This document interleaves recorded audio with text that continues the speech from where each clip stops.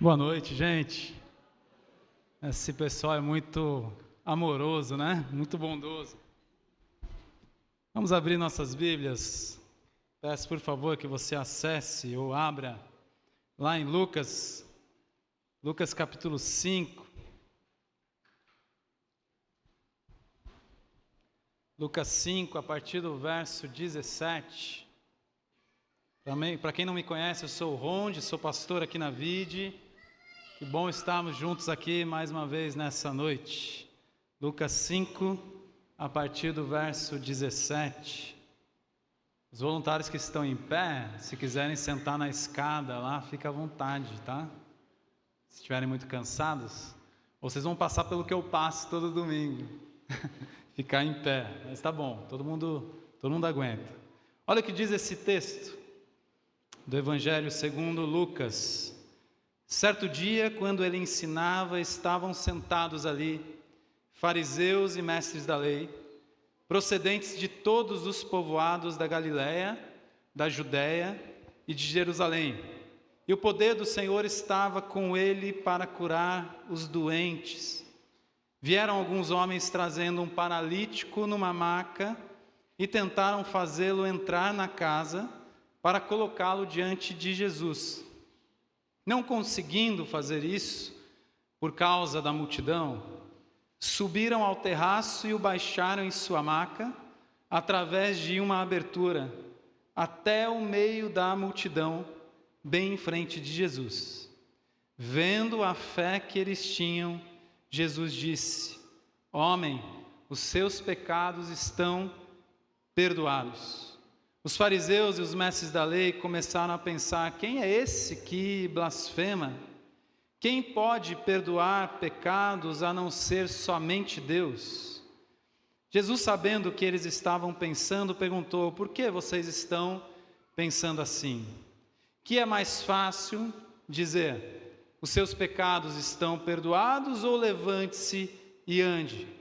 Mas para que vocês saibam que o Filho do Homem tem na terra autoridade para perdoar pecados, disse ao paralítico: eu lhe digo, levante-se, pegue a sua maca e vá para casa.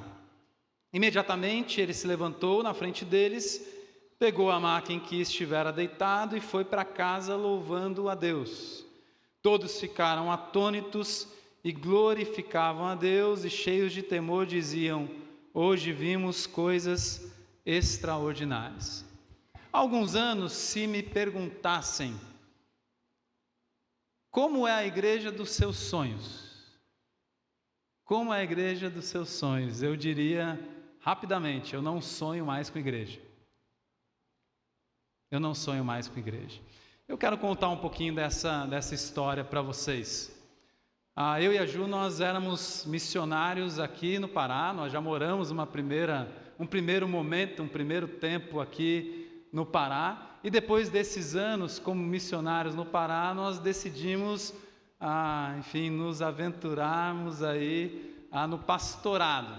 Enfim, a história é longa, como tudo isso aconteceu, mas eu fui ser pastor e minha esposa, como sempre, disse: estamos juntos, vamos embora, e é isso. E na minha primeira experiência como pastor, eu fiz parte de um colegiado de pastores numa igreja grande, e com muitas ideias. Eu tinha muitas ideias, e interessante que muitas dessas ideias, elas foram colocadas na prática, elas foram aceitas, elas funcionaram.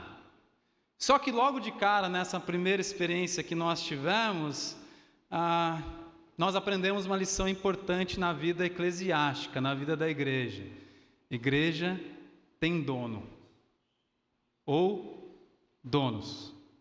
As suas ideias, as suas ações, ou as minhas ideias e ações, elas têm um limite, muitas vezes na igreja. O limite é a vontade dos donos da igreja. E eu confesso que eu não lidei muito bem com isso na época. Isso foi uma coisa que realmente me machucou demais, e eu não tive maturidade, e eu me perdi em meio à politicagem ali na igreja. Essa foi a primeira experiência. Na nossa segunda experiência, eu fui chamado para ajudar na revitalização de uma PIB, de uma primeira igreja do interior, primeira igreja batista do interior de São Paulo. Era um projeto rápido, um projeto inicialmente de 1 ano só. E a gente resolveu encarar. E lá eu aprendi mais uma lição na vida, importante na vida da igreja. A igreja tem dono e eles são raivosos. Ai de você se você bater de frente com um dono de igreja. Ai de você, ai de mim. Eles ficam bravos demais e eles têm muito ódio e muita raiva no coraçãozinho deles. Projeto de 1 ano, chegou no final daquele projeto de 1 ano, nós conversamos e pensamos, não, tá bom já, 1 ano já foi demais aqui. Fizemos o que tínhamos que fazer, tentamos fazer, enfim, e fomos para uma terceira experiência do ministério pastoral. Aí eu fui chamado para pastorear uma PIB também, uma primeira igreja batista do interior de São Paulo, já perto lá do Paraná. E lá eu já cheguei perguntando, quem que é o dono dessa jossa aqui? Pô, passei por uma, tem dono ou donos. Chego na outra, tem dono ou donos. Quem que manda aqui? Graças a Deus, naquela igreja o dono tinha ido embora, que era o pastor que tinha me sucedido. Mas ele tinha deixado um rastro de horrores. Um rastro de horrores. Aquelas pessoas estavam profundamente machucadas por um líder tirano, orgulhoso, abusador e legalista. E aí vem a terceira lição. Igreja tem gente religiosa e maluca. Gente religiosa e maluca. Foram anos muito difíceis lá. Muito difíceis. Lá boa parte da minha beleza foi embora. Se tinha alguma beleza, ela foi ficando pelo caminho. Eu cheguei com o rosto lá como um de bebê e saí com várias rugas de lá. A nossa quarta experiência já não dá nem para contar muito, que foram só 6 meses. Que foram suficientes para continuar confirmando que a igreja tem dono mesmo. E Jesus, o Evangelho, muitas vezes é só um pretexto para manipular, para enganar as pessoas. Foram muitos estresses, muito sofrimento. A minha voz nesses anos mudou, é uma espécie de espinho na carne na minha vida. Eu amo cantar, né? A Aline estava aqui, minha filha, cantando. Eu amo cantar, eu não consigo cantar mais como eu cantava antigamente, a minha voz logo cansa, eu não tenho mais aquela potência que eu tinha na voz, enfim, marcas de momentos, de anos difíceis. Eu não sonho mais com a igreja, é o que eu diria lá em 2017, no final desse grande período. Eu não sonho mais com a igreja. E o que mudou, Ronde, de lá para cá? A vide. O que mudou de lá para cá? A vide. O que a vide trouxe de novo? A esperança de viver uma igreja simples, conforme Jesus, contemporânea e disposta a levar as pessoas a um relacionamento permanente com Ele. Meu coração hoje se enche de esperança. Apesar de tudo isso, e com todo esse histórico, meu coração está cheio de esperança. E quando eu olho textos como esse, a minha perspectiva, a maneira como eu interpreto as Escrituras, a maneira como eu interpreto as Escrituras naquilo que diz respeito à igreja, ao que diz respeito a essa comunidade, ao que diz respeito a esse grupo de pessoas que se reúnem em nome de Cristo, ao redor dele, com Ele, para Ele, a partir dele, tudo mudou. A minha visão hoje é outra, e quando eu olho para um texto desse aqui, eu não posso deixar de ver aquilo que nós temos buscado como igreja. Porque no texto, e é óbvio que a questão principal aqui é a divindade de Jesus, é mostrar quem Jesus é como Filho de Deus, como Deus que pode perdoar pecados, por isso que isso era muito chocante. Quem é esse cara que diz que pode perdoar, porque só perdoa pecados quem foi ofendido? E o pecado da humanidade ofende a Deus, e ali aqueles religiosos estavam pensando, quem é esse cara? Quem esse cara pensa que é para perdoar pecados? Quem perdoa pecados é aquele que foi ofendido, ou seja, o próprio Deus. E eu sei que o ponto central aqui dessa narrativa é mostrar Jesus como Deus, como Filho de Deus, aquele que pode sim, que tem autoridade, que tem poder para perdoar pecados. Mas ao redor disso tudo, nós percebemos algumas comunidades ao redor de Jesus. Comunidades que ainda continuam, entre aspas, ao redor de Jesus.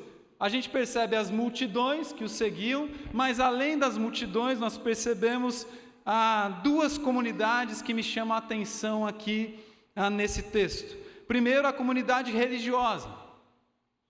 A comunidade dos religiosos que se formavam ao redor de Jesus. Aqui no texto diz que fariseus e mestres da lei, ou seja, aqueles que entendiam do que eles tinham de palavra de Deus na época, da lei, da Torá, do que eles tinham recebido de Deus. Os religiosos, então, eram uma espécie de comunidade ao redor de Jesus. Mas também no texto nós percebemos uma outra comunidade, uma comunidade de amigos. Uma comunidade de amigos. E eu quero pensar com vocês nesse contraste, nessa noite, dentro daquilo que a gente quer construir como igreja. A primeira coisa que me salta aos olhos aqui é que os religiosos, eles desprezam, ao passo que os amigos acolhem. A postura de uma pessoa religiosa, ela é sempre de julgamento. Por isso que eles ficam parados, esperando, né? Eles não fazem nada. No texto a gente percebe que está acontecendo um monte de coisa, e os fariseus e os mestres da lei estão ali observando. Eles estão parados, eles não estão ajudando ninguém. Inclusive o interesse deles estarem ali é justamente para pegar esse tal Jesus em alguma questão, para poder acusar esse tal Jesus de alguma questão. Porque eles estão julgando a situação. E esse tempo que eles levam é um tempo que levam para julgar.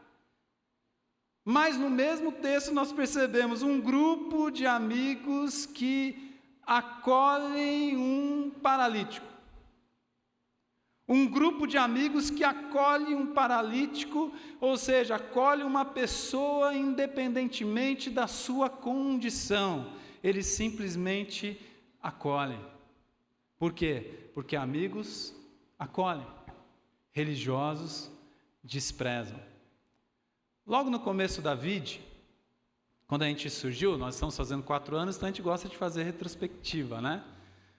No começo da VID nós recebemos alguns elogios das igrejas ao nosso redor, né? O que está acontecendo aí? Que igreja é essa? Que comunidade é essa aí? Esquisita, eles têm uma logo estranha, diferente, é tudo meio moderno, mas eles se dizem reformados, enfim, começou a causar um certo burburinho, e uma galera aí começou a dizer que a VID aceita qualquer um de qualquer jeito. A VID é a igreja que aceita qualquer um de qualquer jeito. Por quê? Porque a gente de fato acolhe as pessoas, independentemente da sua condição. E eu não estou falando de condição financeira, estou falando de condição de uma maneira mais geral. E também financeira, independentemente da sua condição. A VID acolhe. Isso virou parte importante da nossa filosofia ministerial. Nós gostamos dessa ideia de aceitar qualquer um de qualquer jeito. Nós adotamos essa ideia, a gente agradeceu esses irmãos. Muito obrigado. Beijo para vocês, muito obrigado por nos darem uma filosofia ministerial ainda mais clara, porque de fato nós aceitamos qualquer um de qualquer jeito, porque não foi isso que Jesus fez. Não foi isso que Jesus fez com esse paralítico e os seus amigos? Um homem desprezado na sua época pela sua condição, Aqueles amigos arrumam um jeito de descer aquele homem na sua cama até Jesus. Jesus está talvez num discurso importante, num debate importante, num ensino importante. Jesus para tudo para poder acolher aquele grupo de amigos. Jesus aceita qualquer um, de qualquer jeito. Por quê? Porque Jesus acolhe as pessoas. Amigos acolhem as pessoas. Mas outra coisa que me chama a atenção no texto é que os religiosos, eles levam as pessoas à religião deles. Amigos levam as pessoas a Jesus. Religiosos levam as pessoas à religião. Amigos levam as pessoas a Jesus. Por quê? Porque os religiosos, eles acham que são os porteiros do céu. Eles estão lá de sentinela na porta do céu para dizer quem é digno de entrar e quem não é. Eles olham e já começam a ver, não, você é, você não é, você tem jeito de crente, você não tem jeito de crente, você está dentro do padrão, você não está. Eles são os porteiros do céu. Como diz um amigo meu, o Isaac Sixu, também pastor, eles são os paladinos da verdade. Os religiosos estão muito preocupados com a defesa da verdade, mas não só isso, a gente vai ver daqui a pouco um pouquinho, eles impõem barreiras para as pessoas chegarem a Jesus. Eles colocam o máximo de barreiras para que as pessoas cheguem até Jesus. Diferentemente, os amigos, eles tiram as barreiras para que as pessoas cheguem a Jesus.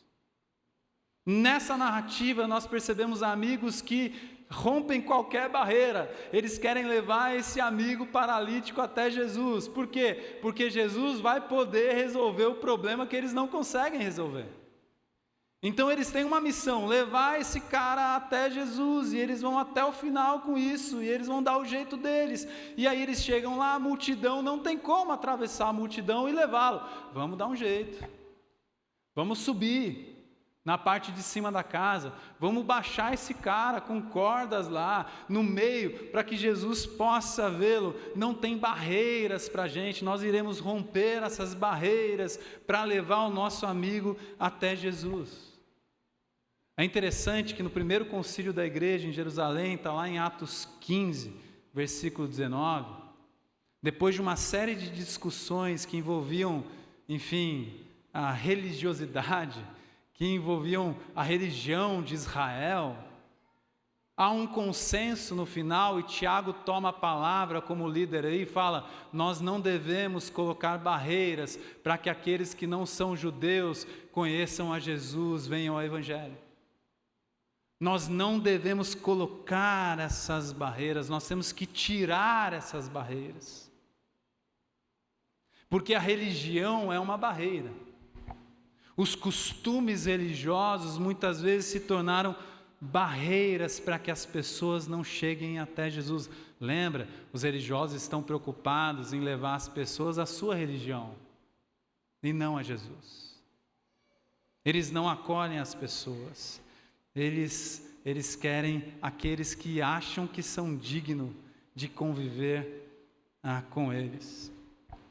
Em terceiro e último lugar, pensando aqui, olhando para o texto, os religiosos, eles se isolam em suas crenças. Amigos agregam pessoas à roda de conversa. Cara, esses caras aqui, eles estão tão preocupados com a defesa da verdade que eles não conseguem enxergar o próprio Messias no meio deles.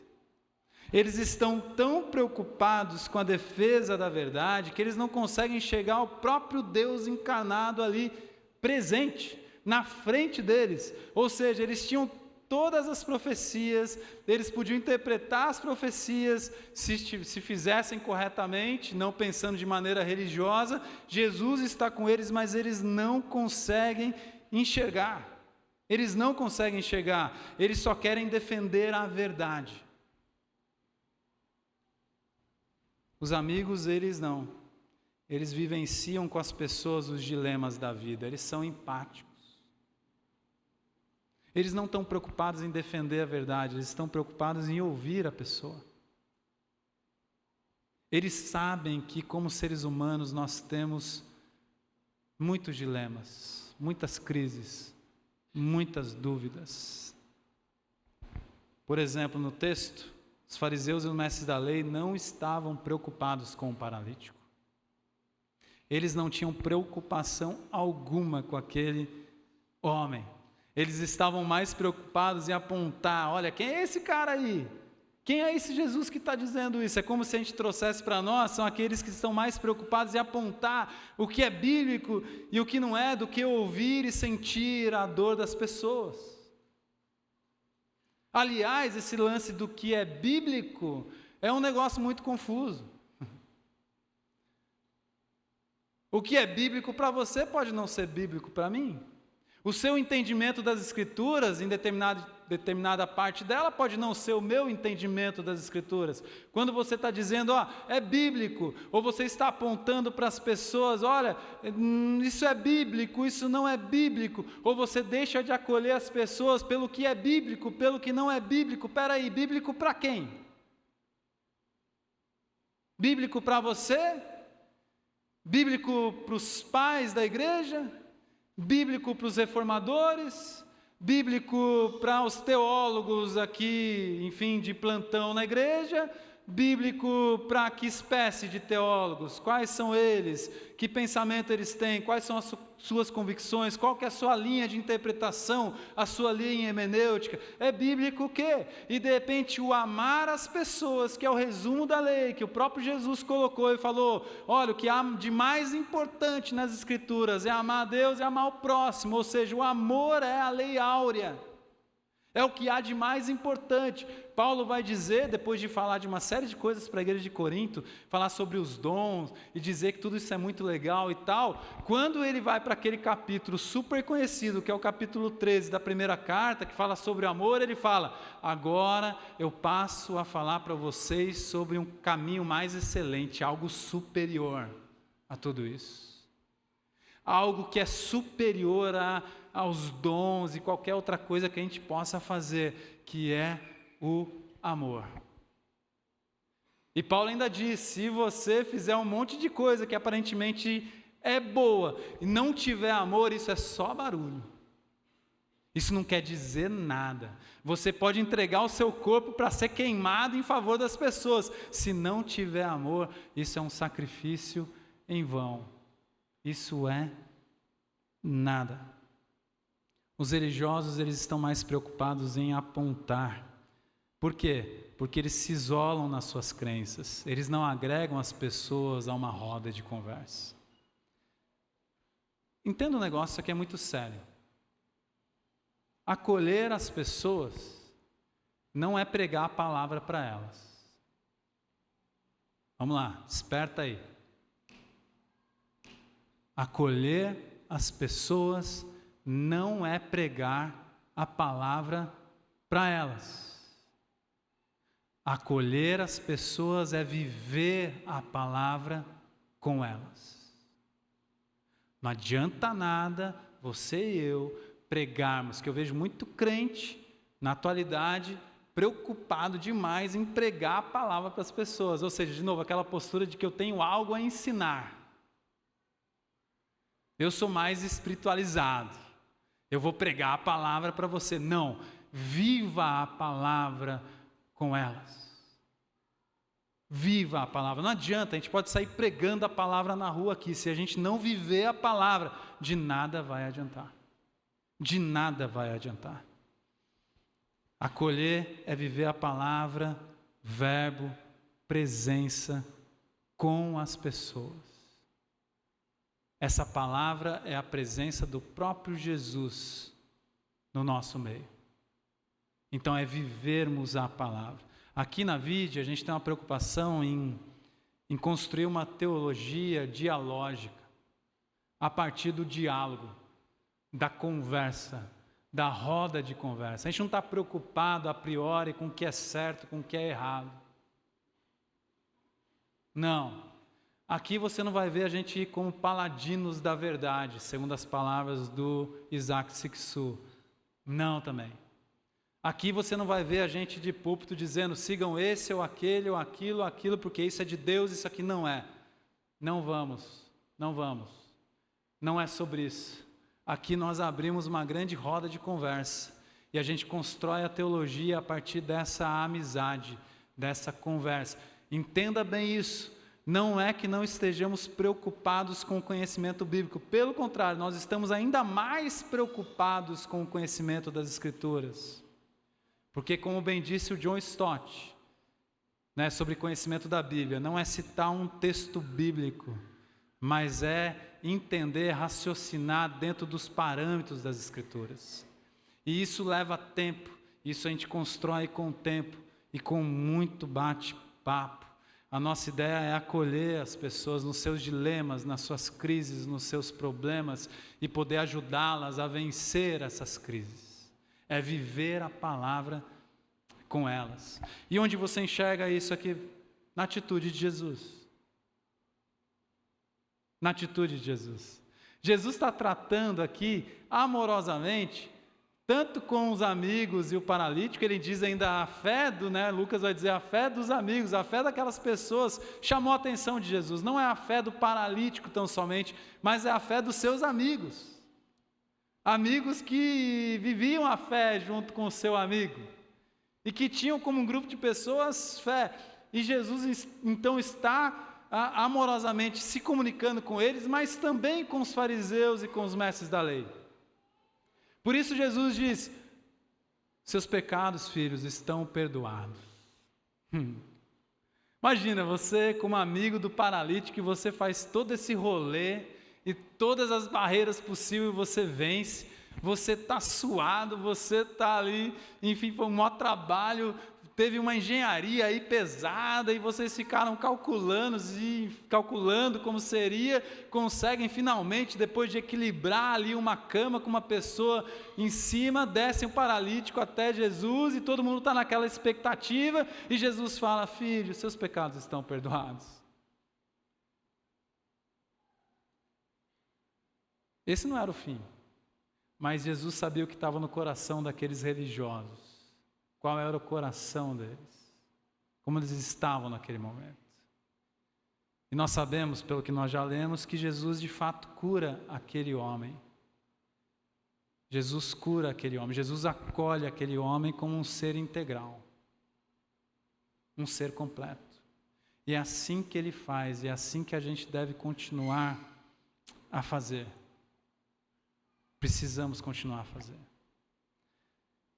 Em dezembro de 2019, um grupo de amigos, amigas, desanimados, desanimadas e machucados pela igreja, decide tentar de novo. Vamos tentar de novo. Tente outra vez, Música do Raul Seixas. Tente outra vez, vamos tentar. Vamos tentar de novo. Só que de uma maneira diferente. Simples, orgânica, fraternal. Somos um grupo de amigos de Jesus que levam pessoas a Ele. Simples assim. Um grupo de amigos de Jesus que levam pessoas a Jesus. Para que este grupo, outrora pequeno, se torne um grande grupo de amigos. Uma grande comunidade. Somos e sempre seremos amigos. Essa é a nossa base aqui. Você quer fazer parte dessa família? O que nós propomos como igreja é sermos família. Não espere muito rococó, gospel. Não espere posições ou briga por posições. Não espere que você possa, depois de um tempo, brilhar mais do que outros.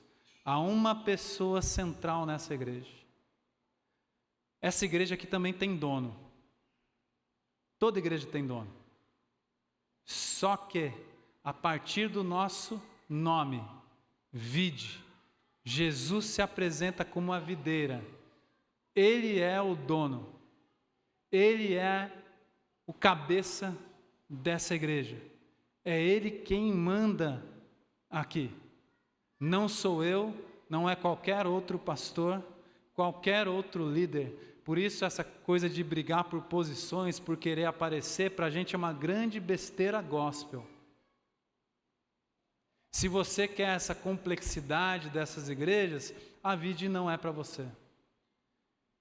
Se você quer sempre uma palavra aqui de bênção, se você quer sempre um estudo que vai te fazer sentir melhor, que vai te deixar o abençoadão, a abençoadona, se você quer uma profecia especial, porque você é uma pessoa especial aos olhos do Senhor, esqueça isso. A Vide não começou com uma pessoa, a Vide começou com um grupo de pessoas, um grupo de amigos. Então é sobre coletivo, não é sobre individualismo. É coletivo. Você quer fazer parte dessa família? É só chegar. Não tem muita cerimônia. Nós vamos tentar acolhê-la da melhor maneira. Como acolhemos a todos e todas. Como acolhemos as pessoas. Nós não vamos ter um acolhimento especial para você porque você é especial. Nós não te diferenciamos por ser isso ou aquilo, ou ter aquele título ou aquele outro título, ou ter mais dinheiro do que os outros. Aqui, essa regra não vale. Não é essa a lógica aqui. Nós somos uma família. Você quer fazer parte dessa família? É só chegar. Nós somos a Vide, uma igreja que aceita qualquer um, de qualquer jeito. Amém. Senhor, muito obrigado. Muito obrigado, ó Pai, por Jesus Cristo em nós. Muito obrigado, ó Pai, por Teu Santo Espírito em nós. Muito obrigado por nos convidar à Sua mesa. Muito obrigado por nos aceitar como Sua família, como comunidade do Senhor. Somos gratos a Ti, Senhor, por isso. Reconhecemos o quanto o Senhor é gracioso, maravilhoso, bondoso. Ó Pai, ajuda-nos a continuar nessa caminhada com essa convicção de sermos uma igreja que acolhe, Senhor. Queremos ser como esses amigos desse homem que era deficiente e lutava com todas as questões da sua época e sofria, ó Pai, muito. Queremos ser como esses amigos que têm fé na restauração do ser humano. Queremos ser como esses amigos que não olham as circunstâncias da vida ou aquilo que aquele amigo, amiga pode oferecer, mas que simplesmente se oferecem com tudo que têm e são em prol desses amigos. Nos dá um olhar, ó Pai, de mais compaixão pela nossa cidade, pelo nosso bairro. Nos dá um olhar, ó Pai, de mais compaixão pelas pessoas que estão caminhando sem o Senhor. Nos ajuda a sermos intencionais e irmos até elas, Senhor. A darmos esse passo, ó Pai. Porque um dia o Senhor veio até nós. O Senhor deu o primeiro passo, o Senhor abriu o nosso entendimento, o Senhor alcançou o nosso coração com a sua graça. Como Jesus acolhe as pessoas, como Jesus acolheu aquele homem e os seus amigos, Senhor. Queremos acolher também mais pessoas, mais amigos, levar mais amigos e amigas, ó Pai, à sua presença, porque todos somos amigos, amigas de Jesus. Nos ajuda, Senhor. Obrigado porque o Senhor Jesus se ofereceu no nosso lugar. Obrigado porque o Senhor Jesus nos amou e amou até o fim. Obrigado porque Ele é, ó Pai, em nossas vidas. A igreja é tua. Muito obrigado pela vida, por esses 4 anos. A igreja é tua, a glória é tua. É o Senhor quem tem que aparecer, ser honrado e ser glorificado. Por isso o fazemos nesse momento, ó Pai. No nome de Jesus. Amém.